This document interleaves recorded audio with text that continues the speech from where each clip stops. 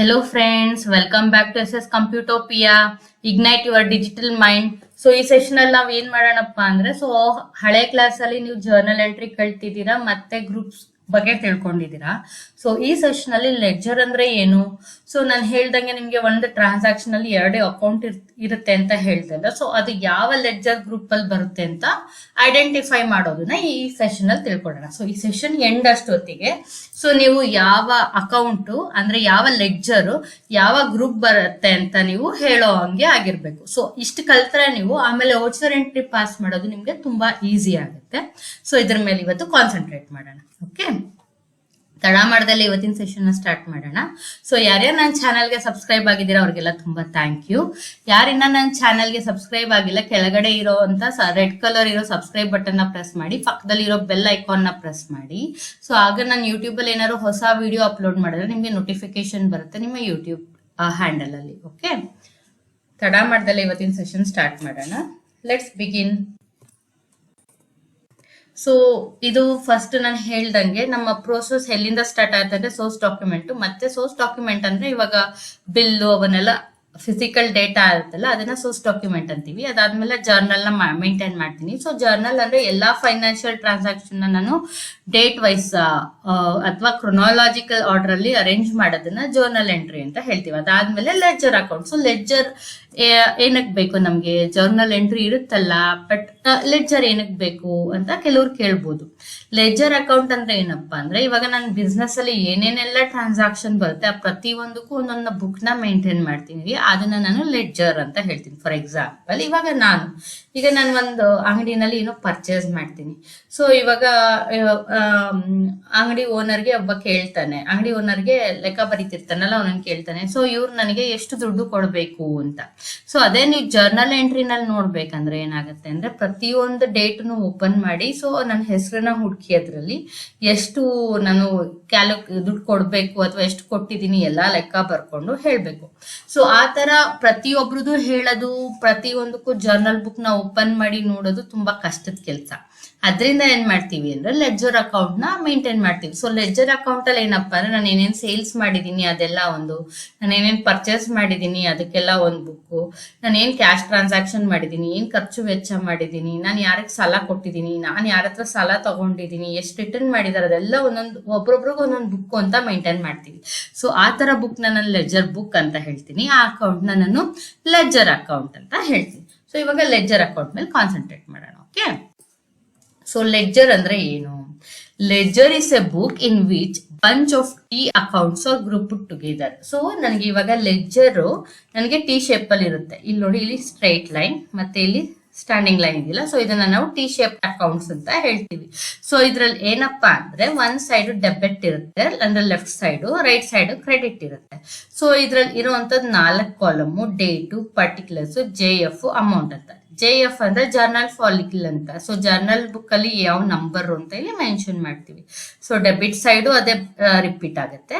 So credit side ಅದೇ 4 column repeat ಆಗುತ್ತೆ. So ಈ ಟಿ ಶೇಪ್ಡ್ ಬುಕ್ ಅಲ್ಲಿ ನಾವು ಅಕೌಂಟ್ಸ್ ನೆಲ್ಲ ಇದ್ರಲ್ಲಿ ಮೇಂಟೈನ್ ಮಾಡ್ತೀವಿ ಅಲ್ವಾ, ಅದನ್ನ ಲೆಡ್ಜರ್ ಅಂತ ಹೇಳ್ತೀವಿ. Okay, ledger account is A T shape account containing ledger book. Ledger book ಅಲ್ಲಿ ಇರುವಂತ ಟಿ ಶೇಪ್ ಅಕೌಂಟ್ ನ ನಾವು ಏನಂತ ಹೇಳ್ತೀವಿ, ಲೆಡ್ಜರ್ ಅಂತ ಹೇಳ್ತೀವಿ. ಫಸ್ಟ್ ನಾನು ಲೆಡ್ಜರ್ ನೇಮ್ ನ ಇಲ್ಲಿ ಮೇಲೆ ಮೆನ್ಷನ್ ಮಾಡ್ತೀನಿ. ಆಮೇಲೆ ಟಿ ಶೇಪ್ ಬರ್ದು left side debit, right side credit ಬರ್ದು ಈ 4 ಪಾರ್ಟ್ಸ್ ನ ಬರೀತೀನಿ. ಓಕೆ, ಸೊ ಲೆಡ್ಜರ್ ಅಂದ್ರೆ ಏನು, ಲೆಡ್ಜರ್ ಯಾಕೆ ಮೇಂಟೈನ್ ಮಾಡಬೇಕು, ಸೊ ಲೆಡ್ಜರ್ ಸ್ಟ್ರಕ್ಚರ್ ಏನು ಅಂತ ಅರ್ಥ ಆಯ್ತು ಅನ್ಕೊಂತೀನಿ. A ledger is the most important part of your company financial record. ನನ್ನ ಕಂಪನಿಯ ಫೈನಾನ್ಷಿಯಲ್ ರೆಕಾರ್ಡ್ ನ ಹೇಳೋದು ಯಾವ್ದಪ್ಪ ಅಂದ್ರೆ ledger. Okay, the ledger is the actual account head to identify your transaction and it is used in all accounting vouchers. So ಪ್ರತಿಯೊಂದು voucher transaction ನಾನು ಮಾಡ್ಬೇಕಾದ್ರೂ ಮುಂಚೆ ಆ ಹೆಸರಿಂದ ಲೆಡ್ಜರ್ ಇರ್ಬೇಕು. ಓಕೆನಾ? ಸೊ ಮ್ಯಾನ್ಯುಯಲ್ ಆಗಿದ್ರೆ ಇವಾಗ ನಾನು ಸಬ್ಸಿಡರಿ ಬುಕ್ಸ್ ಅಂತ ಬರಿತೀನಿ ಅಲ್ವಾ, ಸೊ ನಾನು ಏನ್ ಎಂಟ್ರಿ ಸಬ್ಸಿಡರಿ ಬುಕ್ಸ್ ಅಲ್ಲಿ ಬರಿತೀನಿ ಆ ಪ್ರತಿಯೊಂದು ಎಂಟ್ರಿನೂ ನನಗೆ ಲೆಡ್ಜರ್ ಬುಕ್ ಅಲ್ಲಿ ಇರಬೇಕು. Okay, all accounts are classified under a group, therefore we should know the appropriate group under which the ledger account is created. So ನಾ ಹೇಳ್ದಂಗೆ ಒಂದು ಟ್ರಾನ್ಸಾಕ್ಷನ್ ಅಲ್ಲಿ 2 ಅಕೌಂಟ್ ಬರುತ್ತೆ, ಒಂದು ಡೆಬಿಟ್ ಆಗುತ್ತೆ, ಒಂದು ಕ್ರೆಡಿಟ್ ಆಗುತ್ತೆ. ಯಾಕೆಂದ್ರೆ ನಾವು ಯೂಸ್ ಮಾಡೋದು ಡಬಲ್ ಎಂಟ್ರಿ ಸಿಸ್ಟಮ್ ಟಾಲಿನಲ್ಲಿ ಅಥವಾ ಜನರಲ್ ಆಗಿ ಅಕೌಂಟಿಂಗ್ ಅಲ್ಲಿ. ಓಕೆ. ಸೊ ಅದರಿಂದ ನಮ್ಗೆ ನಾವು ಒಂದು ಟ್ರಾನ್ಸಾಕ್ಷನ್ ಅಲ್ಲಿ ಇನ್ವಾಲ್ವ್ ಆಗುವಂತ 2 ಅಕೌಂಟ್ ಯಾವ್ದು ಅಂತಾನು ಗೊತ್ತಿರಬೇಕು. ಆ ಅಕೌಂಟ್ ಯಾವ ಗ್ರೂಪ್ ಅಲ್ಲಿ ಬರುತ್ತೆ ಅನ್ನೋದು ಗೊತ್ತಿರಬೇಕು. ಸೊ ಅಕೌಂಟ್ ಅಂದ್ರೆ ನಥಿಂಗ್ ಬಟ್ ಲೆಡ್ಜರ್ ಅಂತ ಹೇಳ್ತೀನಿ. ಆ ಲೆಡ್ಜರ್ ಯಾವ ಗ್ರೂಪ್ ಅಂಡರ್ ಬರುತ್ತೆ ಅದನ್ನ ನಾವು ಐಡೆಂಟಿಫೈ ಮಾಡೋ ಹಾಗಿರ್ಬೇಕು. ಓಕೆನಾ. ಇವತ್ತಿನ ಸೆಷನ್ ಅಲ್ಲಿ ನಾವು ಅದ್ರ ಬಗ್ಗೆ ಕಾನ್ಸಂಟ್ರೇಟ್ ಮಾಡೋಣ. Okay. Following are the some example for ledger account. So ledger account ನಾವು ಯಾವ್ದಾವ್ದಕ್ಕೆ ಬರಿತೀವಿ? So like cash, depreciation account, payable, salary, wage, revenue, debit, inventory, stock holders, equity, office expenses, ಪ್ರತಿಯೊಂದಕ್ಕೂ ಒಂದೊಂದು ಲೆಡ್ಜರ್ ಬುಕ್ ನ ಬರಿತೀವಿ. ಇಷ್ಟೇ ಅಲ್ಲ, ಇನ್ನ ಜಾಸ್ತಿ ಇರುತ್ತೆ. ನಾನು ಇಲ್ಲಿ ನಿಮ್ಗೆ ಗೊತ್ತಾಗ್ಲಿ ಅಂತ ಕೆಲವು ಎಕ್ಸಾಂಪಲ್ ನ ಕೊಟ್ಟಿದ್ದೀನಿ. ಓಕೆ.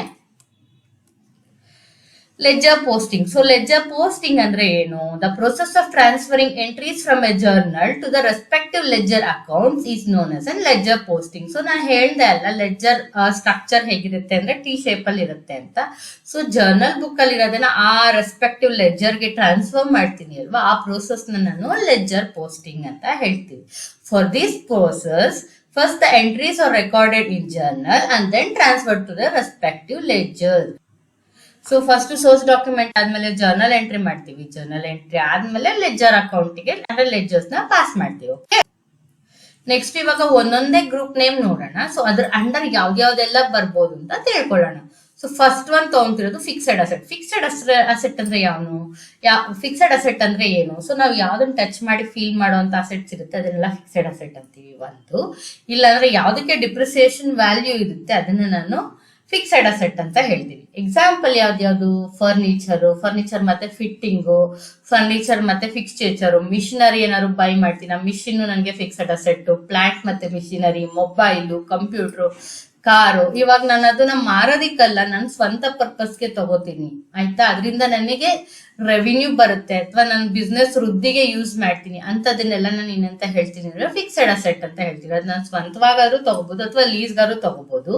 ಬಟ್ ಅದನ್ನ ನಾನು ನನ್ನ ಬಿಸ್ನೆಸ್ ರೆವಿನ್ಯೂ ಅರ್ನ್ ಮಾಡೋದಕ್ಕೆ ಯೂಸ್ ಮಾಡ್ತೀನಿ ಅಂತದನ್ನ ನಾನು ಫಿಕ್ಸೆಡ್ ಅಸೆಟ್ ಅಂತ ಹೇಳ್ತೀನಿ. ಓಕೆನಾ. Car, scooter, laptop, office lighting, land and building, AC, good will, horse and cards. So accumulated depreciation ಅಂದ್ರೆ ಏನಪ್ಪಾ ಅಂದ್ರೆ, ಇವಾಗ ನಾನು ಒಂದು ಫಿಕ್ಸೆಡ್ ಅಸೆಟ್ ನ ತಗೋತೀನಿ ಅಂತ ಅನ್ಕೊಳ್ಳಿ. ಸೊ ಫಿಕ್ಸೆಡ್ ಅಸೆಟ್ ನ ತಗೊಂಡ ಮೇಲೆ ಇವಾಗ ವರ್ಷದಿಂದ ವರ್ಷಕ್ಕೆ ಅದರ ವ್ಯಾಲ್ಯೂ ಕಮ್ಮಿ ಆಗ್ತಾ ಹೋಗುತ್ತೆ. ಸೊ ಅದನ್ನೆಲ್ಲ ಒಟ್ಟಿಗೆನೆ ಅದು ಈಗ ಒಂದು 10 ವರ್ಷದಲ್ಲಿ ಎಷ್ಟು ನನಗೆ ಕಮ್ಮಿ ಆಗುತ್ತೆ ಅಂತ ಹೇಳಿ ಒಂದಷ್ಟು ದುಡ್ಡನ್ನ ಎತ್ತಿಡ್ತೀನಿ. ಸೊ ಆ ದುಡ್ಡು ಏನ್ ಬರುತ್ತೆ ನನಗೆ, ಆ ದುಡ್ಡು ಎತ್ತಿಟ್ಟಿರ್ತೀನಲ್ಲ ಅದ್ರಲ್ಲಿ ನಾನು ಹೊಸ ಮಿಷಿನ್ ನ ತಗೋತೀನಿ, ಅಂದ್ರೆ ಹೊಸ ಫಿಕ್ಸೆಡ್ ಅಸೆಟ್ ನ ತಗೊಂತೀನಿ. ಸೊ ಅದನ್ನ ನಾನು ಏನಂತ ಹೇಳ್ತೀನಿ, ಸೊ ಎತ್ತಿಟ್ಟಿರ್ತೀನಲ್ವಾ ವರ್ಷಕ್ಕೆ ಇಷ್ಟಿಷ್ಟು ಅಂತ, ಸೊ ಅದನ್ನ ನಾನು ಅಕ್ಯುಮುಲೇಟೆಡ್ ಡಿಪ್ರಿಸಿಯೇಷನ್ ಅಂತ ಹೇಳ್ತೀನಿ. ಸೊ ಅದು ನನಗೆ ಅಸೆಟ್ ಆಗುತ್ತೆ. ಅಕ್ಯುಮುಲೇಟೆಡ್ ಡಿಪ್ರಿಸಿಯೇಷನ್ಗೆ ಯಾವಾಗ್ಲೂ ಕ್ರೆಡಿಟ್ ಬ್ಯಾಲೆನ್ಸ್ ಇರುತ್ತೆ, ಬಟ್ ಅಸೆಟ್ಗೆ ನನ್ಗೆ ಯಾವಾಗ್ಲೂ ಡೆಬಿಟ್ ಬ್ಯಾಲೆನ್ಸ್ ಇರುತ್ತೆ. ಅದು ಗೊತ್ತಿರಲಿ. ಓಕೆ. ಯಾಕೆ ಅಂದ್ರೆ ಇದು ವ್ಯಾಲ್ಯೂ ಪ್ರತಿ ವರ್ಷನೂ ಕಮ್ಮಿ ಆಗ್ತಾ ಹೋಗುತ್ತೆ. ಅಕ್ಯುಮುಲೇಟೆಡ್ ಅಂದ್ರೆ ಸೊ ಅಷ್ಟು ವರ್ಷ ಆದ್ಮೇಲೆ ಸದ್ಯಕ್ಕೆ ನನಗೆ ಅದು ಮೈನಸ್ ಆದ್ರೂ ಕೂಡ ಒಂದು ವರ್ಷ ಆದ್ಮೇಲೆ ನಾನು ಬೇರೆ ಒಂದು ಫಿಕ್ಸೆಡ್ ಅಸೆಟ್ ನ ತಗೊಳೋದಿಕ್ ಯೂಸ್ ಮಾಡೋದ್ರಿಂದ ಅದನ್ನ ನಾವು ಅಸೆಟ್ ಅಂತ ಕನ್ಸಿಡರ್ ಮಾಡ್ತೀವಿ. ಓಕೆ. ನೆಕ್ಸ್ಟ್ ಗ್ರೂಪ್ ಬಂದು ಕರೆಂಟ್ ಅಸೆಟ್.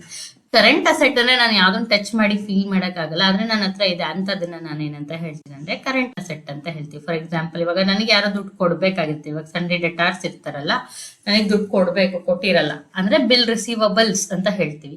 ಅದೆಲ್ಲ ನಮ್ಗೆ ಕರೆಂಟ್ ಅಸೆಟ್. ಮತ್ತೆ ಪ್ರಿಪೇಯ್ಡ್ ಮೇಂಟೆನೆನ್ಸ್ ಎಕ್ಸ್ಪೆನ್ಸಸ್, ಫಸ್ಟ್ ದುಡ್ಡು ಕೊಟ್ಟಿರ್ತಾರೆ, prepaid expenses, prepaid rent, prepaid insurance charges, interest receivables, bill receivables, accrued income, mutual fund, ಇವಾಗ CGST, SGST, IGST ಕ್ರೆಡಿಟ್ಸ್ ಅವೆಲ್ಲ ಇರುತ್ತೆ ಅಲ್ಲ ನನ್ನ ಹತ್ರ, ಅದನ್ನೆಲ್ಲ ನಾನು ಏನಂತ ಹೇಳ್ತೀನಪ್ಪ ಅಂದ್ರೆ ಕರೆಂಟ್ ಅಸೆಟ್ ಗ್ರೂಪ್ ಅಂತ ಹೇಳ್ತೀನಿ. ಓಕೆ. ನೆಕ್ಸ್ಟ್ ಒನ್ ಬಂದ್ಬಿಟ್ಟು duties and taxes. Duties and taxes ಯಾವ್ದು? ಈಗ ನಾನು CGST ಅಥವಾ IGST, SGST ಅಥವಾ ಯಾವ್ದೋ ಒಂದು ಟ್ಯಾಕ್ಸ್ ಆಗಿರ್ಬೋದು, ಅದನ್ನ ಪೇ ಮಾಡ್ಬೇಕಲ್ವಾ, ಅದೆಲ್ಲ ನನ್ಗೆ ಯಾವ್ದ್ರಲ್ಲಿ ಇರುತ್ತೆ ಅಂದ್ರೆ ಡ್ಯೂಟೀಸ್ ಅಂಡ್ ಟ್ಯಾಕ್ಸಸ್ ಅಂಡರ್ ಬರುತ್ತೆ. Excise duty, service duty, TDS, VAT, income tax, sales tax, ಇವೆಲ್ಲನೂ ನನಗೆ ಡ್ಯೂಟೀಸ್ ಅಂಡ್ ಟ್ಯಾಕ್ಸಸ್ ಅಂಡರ್ ಬರುತ್ತೆ. ಓಕೆ. ನೆಕ್ಸ್ಟ್ ಒನ್ ಬಂದ್ಬಿಟ್ಟು purchase account.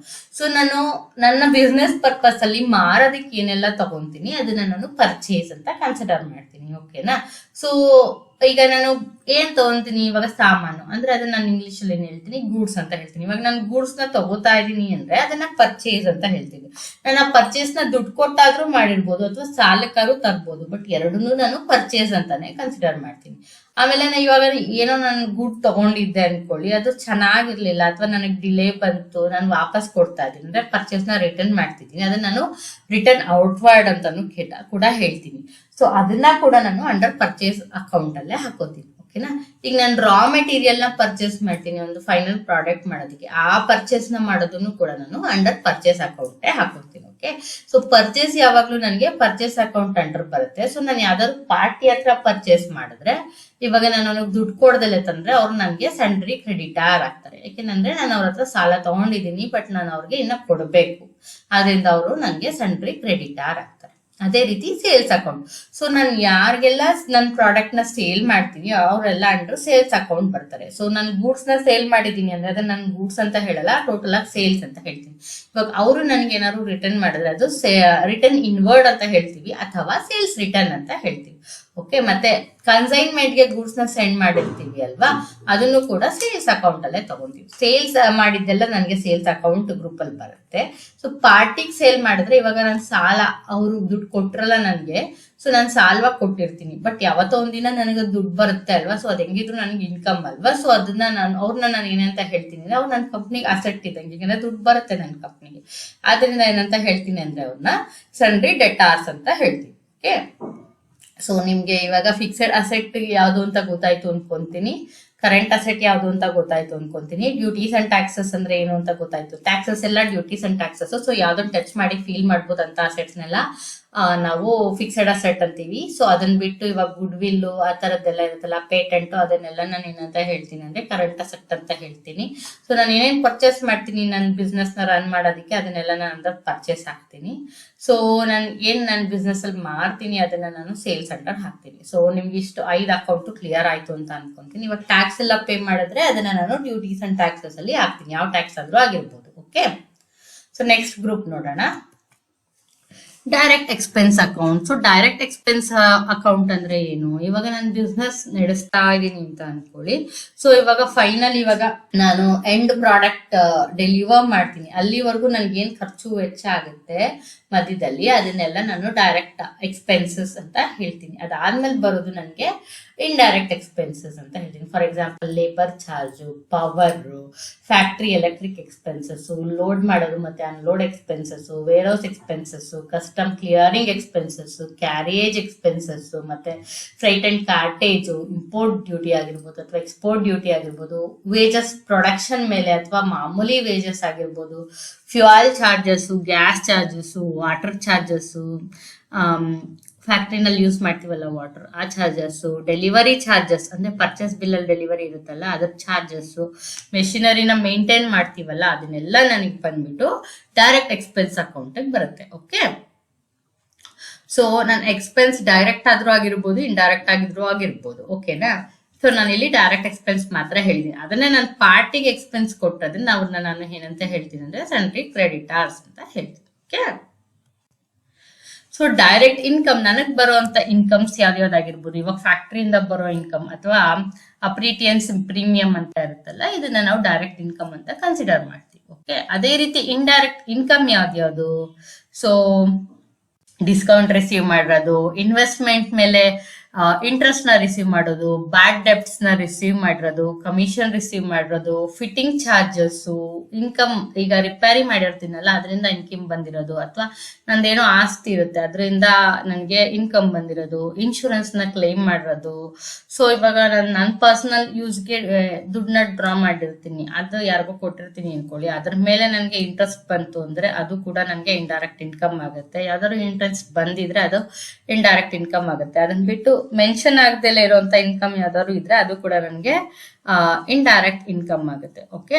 Next profit on consignment ಅಥವಾ ಇವಾಗ ಜಾಯಿಂಟ್ ವೆಂಚರ್, ಇವಾಗ 2-3 ಬಿಸ್ನೆಸ್ ಇರುತ್ತೆ, ಸೊ ಅದ್ರಲ್ಲಿ ಪ್ರಾಫಿಟ್ ಬರುತ್ತಲ್ಲ, ಸೊ ಅದನ್ನು ಕೂಡ ನಾನು ಇಲ್ಲೇ ಹಾಕೋತೀನಿ ಇಂಡೈರೆಕ್ಟ್ ಇನ್ಕಮ್ ಅಲ್ಲಿ.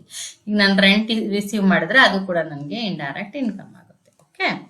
Next bank account. So bank account ಅಂದ್ರೆ ಏನು? ಸೊ ನನ್ನ ಆ, ಎಲ್ಲ ಬಿಸ್ನೆಸ್ ಟ್ರಾನ್ಸಾಕ್ಷನ್ ಅಲ್ಲಿ ಬರುವಂತ ಬ್ಯಾಂಕ್ ಹೆಸರು ಕೊಟ್ಟಿದ್ರೆ ಅದನ್ನ ನಾನು ಬ್ಯಾಂಕ್ ಅಕೌಂಟ್ ಅಂಡರ್ ಹಾಕ್ತೀನಿ. For example Canara bank, ICICI bank, ಅಥವಾ ಸಿಂಡಿಕೇಟ್ ಬ್ಯಾಂಕ್, ಯಾವುದೇ ಒಂದು ಬ್ಯಾಂಕ್ ಆಗಿರ್ಬೋದು, ಅದನ್ನೆಲ್ಲ ನಾನು ಅಂಡರ್ ಬ್ಯಾಂಕ್ ಅಕೌಂಟ್ ಹಾಕ್ತೀನಿ. ಓಕೆ, ನನ್ನ ಟ್ರಾನ್ಸಾಕ್ಷನ್ ಅಲ್ಲಿ ಏನಾದ್ರು ಬ್ಯಾಂಕ್ ಬರುತ್ತೆ, ಇಲ್ಲಾಂದ್ರೆ ಕ್ಯಾಶ್ ಬರುತ್ತೆ. ಆ ಟ್ರಾನ್ಸಾಕ್ಷನ್ ಬ್ಯಾಂಕ್ ಬಂದ್ರೆ ಅಂಡರ್ ಬ್ಯಾಂಕ್ ಅಕೌಂಟ್ ಹಾಕ್ತೀನಿ.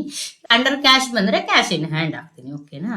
ಸೊ ಇವಾಗ ಆ ಬ್ಯಾಂಕ್ ಅಕೌಂಟ್ ನನಗೆ ಕರೆಂಟ್ ಅಕೌಂಟ್ ಆಗಿರ್ಬೋದು, ಅಥವಾ FD ಅಕೌಂಟ್ ಆಗಿರ್ಬೋದು, ಅಥವಾ ಸೇವಿಂಗ್ಸ್ ಅಕೌಂಟ್ ಕೂಡ ಆಗಿರ್ಬೋದು. ಓಕೆ, ನೆಕ್ಸ್ಟ್ ಗ್ರೂಪ್ ನೇಮ್ ಯಾವ್ದಪ್ಪ ಅಂದ್ರೆ ಬ್ಯಾಂಕ್ OCC ಅಥವಾ ಬ್ಯಾಂಕ್ OD ಅಕೌಂಟ್. ಸೊ ಇದ್ರಲ್ಲಿ ಯಾವ್ದು ಬರುತ್ತಪ್ಪ ಅಂದ್ರೆ, ಇವಾಗ ನಾನು ಕ್ರಾಶ್ ಕ್ರೆಡಿಟ್ ಲಿಮಿಟ್ ಗಿಂತ ದುಡ್ಡು ಜಾಸ್ತಿ ತಗೊಂಡಿದ್ರೆ, ಅಥವಾ OD ಮೇಲೆ ನಾನು ದುಡ್ಡನ್ನ ತಗೊಂಡಿದ್ರೆ, ಆವಾಗ ಈ ಗ್ರೂಪ್ ಅಂಡರ್ ಹಾಕ್ಬೇಕಾಗತ್ತೆ. Okay, next deposit account. So deposit ಅಲ್ಲಿ ನಮಗೆ ಗೊತ್ತಿರೋಂಗೆ 2 ತರ ಡೆಪಾಸಿಟ್ ಇದೆ, like security and secured it. ಓಕೆನಾ?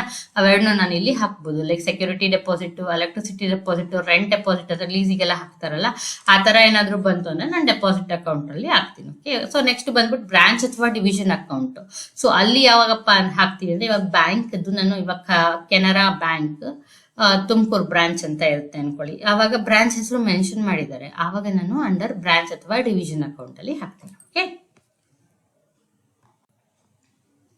Next capital account. ಕ್ಯಾಪಿಟಲ್ ಅಂದ್ರೆ ನಾನು ಹೇಳ್ದಂಗೆ ಬಂಡವಾಳ. ಅದ್ರ ಅಂಡರ್ ಯಾವ್ದು ಬರುತ್ತೆ? ಇವಾಗ ಶೇರ್ ಕ್ಯಾಪಿಟಲ್, ನಾನು ಸಿಂಗಲ್ ಕ್ಯಾಪಿಟಲ್ ಇರ್ತಲ್ಲ, ಅದು ಮಾಮೂಲಿ ಕ್ಯಾಪಿಟಲ್. ಅದನ್ನ ಬಿಟ್ಟ share capital, partner capital, proprietor account, drawings ಅಂದ್ರೆ ನಾನು ಪರ್ಸನಲ್ ಯೂಸಿಗೆ ಡ್ರಾ ಮಾಡ್ತೀನಲ್ಲ ಅದು.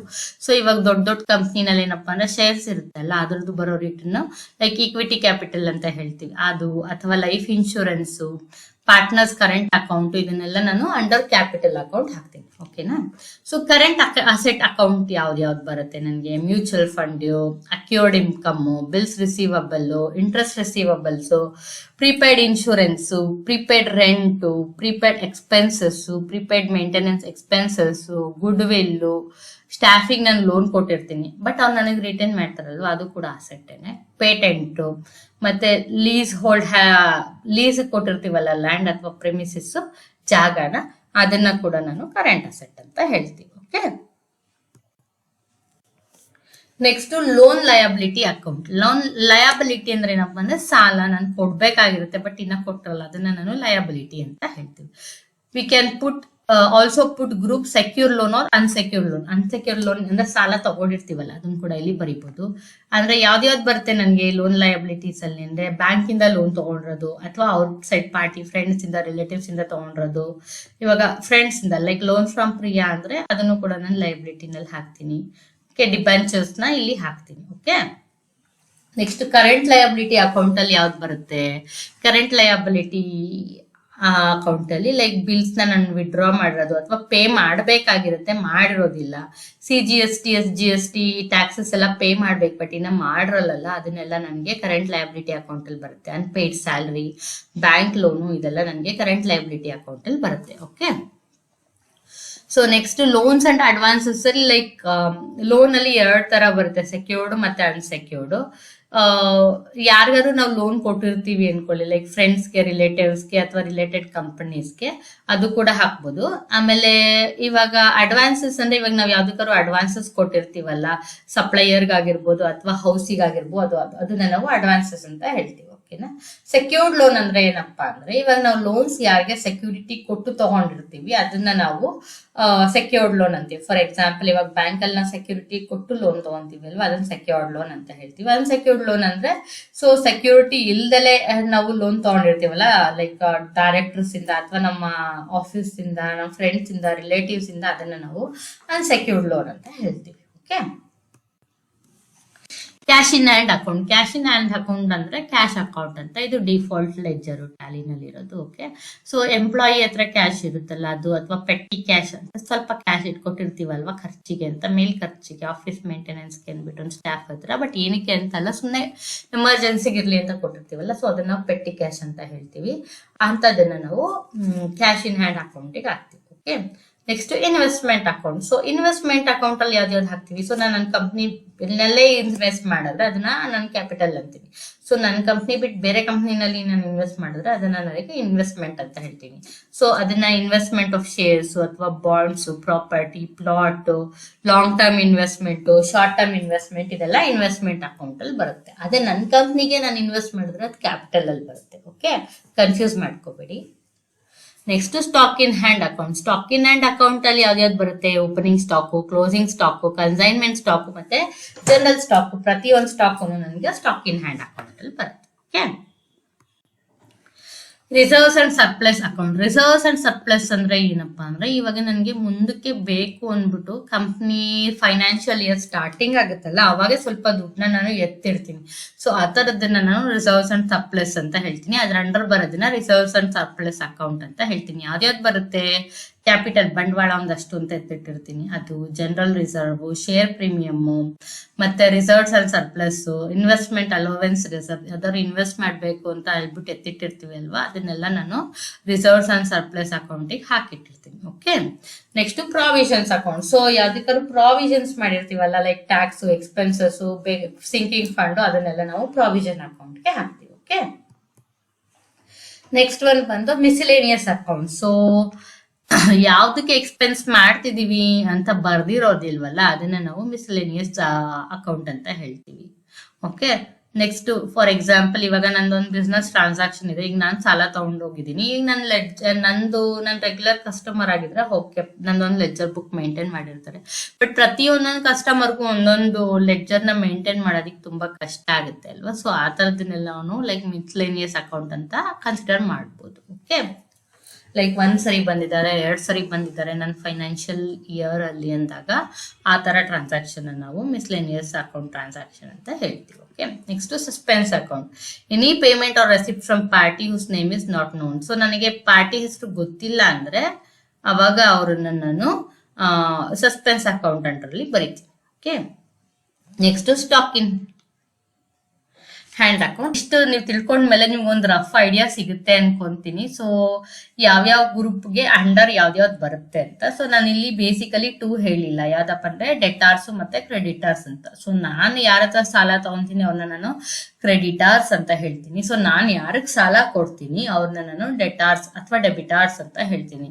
ಸೊ ಅವ್ರನ್ನ ಕ್ರೆಡಿಟಾರ್ಸ್ ಅಂತ ಯಾಕೆ ಹೇಳ್ತೀನಿ ಅಂದ್ರೆ, ನನ್ನ ಬಿಸ್ನೆಸ್ ಅಲ್ಲಿ ನನಗೆ ದುಡ್ಡು ಅವ್ರಿಗೆ ಕೊಡಬೇಕು, ಬಟ್ ಇನ್ನ ಕೊಟ್ಟಿಲ್ಲ. ಅವರು ನನ್ನ ಕಂಪನಿ, ನಾನು ಅವ್ರಿಗೆ ಲಯಬಲ್ ಅಂದ್ರೆ ಸಾಲ ಕೊಡ್ಬೇಕು. ಸೊ ಸಾಲ ತೀರ್ಬೇಕಲ್ವಾ, ಅಥವಾ ಅವ್ರನ್ನ ನಾನು ಕ್ರೆಡಿಟಾರ್ಸ್ ಅಂತ ಹೇಳ್ತೀನಿ. ಸೊ ಇವರು ನಾನು ಯಾರು ಸಾಲ ಕೊಟ್ಟಿರ್ತೀನಿ ಅವ್ರು ನನಗೇನು ಡೆಟಾರ್ಸ್ ಅಂದ್ರೆ, ಅವ್ರು ನನಗೆ ದುಡ್ಡು ಕೊಟ್ರೆ ನನಗೆ ಆಸ್ತಿ ಬರುತ್ತೆ, ಅಂದ್ರೆ ಅಸೆಟ್ ಬರುತ್ತೆ, ಅಸೆಟ್ ವ್ಯಾಲ್ಯೂ ಇನ್ಕ್ರೀಸ್ ಆಗುತ್ತೆ. ಸೊ ಅವರು ನನ್ನ ಕಂಪ್ನಿಗೆ ಅಸೆಟ್ ಇದ್ದಂಗೆ. ಸೊ ಅವ್ರನ್ನ ನಾನು ಏನಂತ ಹೇಳ್ತೀನಿ ಅಂದ್ರೆ ಡೆಟಾರ್ಸ್ ಅಂತ ಹೇಳ್ತೀನಿ. ಸೊ ನಿಮ್ಗೆ ಒಂದು ರಫ್ ಐಡಿಯಾ ಬಂತು ಅನ್ಕೊಂತೀನಿ, ಲೈಕ್ ಯಾವ ಲೆಡ್ಜರ್ನ ನಾವು ಯಾವ ಅಂಡರ್ ಗ್ರೂಪ್ ಹಾಕ್ಬೇಕು ಅಂತ. ಓಕೆ, ಸೊ ನೆಕ್ಸ್ಟ್ ವಿಡಿಯೋನಲ್ಲಿ ನಾವು ಒಂದು ಎಕ್ಸಾಂಪಲ್ ನ ತಗೊಂಡು ಅದು ಯಾವ ಲೆಡ್ಜರ್ ಅಲ್ಲಿ ಬರುತ್ತೆ ಅಂತ ಗೆಸ್ ಮಾಡಿ ಕಂಪ್ಯೂಟರ್ ಅಲ್ಲಿ ಅಕೌಂಟ್ ನ ಕ್ರಿಯೇಟ್ ಮಾಡಿ ಲೆಡ್ಜರ್ ನ ಕ್ರಿಯೇಟ್ ಮಾಡೋದಕ್ಕೆ ಟ್ರೈ ಮಾಡೋಣ. ಓಕೆ, ಟ್ಯಾಲಿನಲ್ಲಿ. Thank you for watching. ನಿಮ್ಗೆ ಈ ವಿಡಿಯೋ ಇಷ್ಟ ಆಯ್ತು ಅಂದ್ರೆ ಲೈಕ್ ನ ಪ್ರೆಸ್ ಮಾಡಿ, ಮತ್ತೆ ನಿಮ್ ಫ್ರೆಂಡ್ಸ್ ಜೊತೆ ಶೇರ್ ಮಾಡಿ. ಸೊ ನಿಮ್ಗೆ ಏನಾದ್ರು ಡೌಟ್ ಇದ್ರೆ ಕಮೆಂಟ್ ಸೆಕ್ಷನ್ ಅಲ್ಲಿ ಕೇಳಿ, ನನಗೆ ಗೊತ್ತಿರೋ ಅಷ್ಟನ್ನ ಎಕ್ಸ್ಪ್ಲೈನ್ ಮಾಡೋದಕ್ಕೆ ಟ್ರೈ ಮಾಡ್ತೀನಿ. ಸೊ ನನ್ನ ಚಾನಲ್ಗೆ ಸಬ್ಸ್ಕ್ರೈಬ್ ಆಗಿರೋರ್ಗೆಲ್ಲ ಥ್ಯಾಂಕ್ ಯು. ಯಾರಿನ್ನ ಚಾನಲ್ಗೆ ಸಬ್ಸ್ಕ್ರೈಬ್ ಆಗಿಲ್ಲ, ನನ್ನ ಚಾನಲ್ಗೆ ಸಬ್ಸ್ಕ್ರೈಬ್ ಆಗಿ. For more details contact me at rashmimahesh@gmail.com. ನನ್ನ ಯೂಟ್ಯೂಬ್ ಹ್ಯಾಂಡಲ್ ಪೇಜ್ ಏನಪ್ಪಾ ಅಂದ್ರೆ www.youtube.com/rashmimahesh. Okay, bye bye from Rashmi. Meet you all in my next video.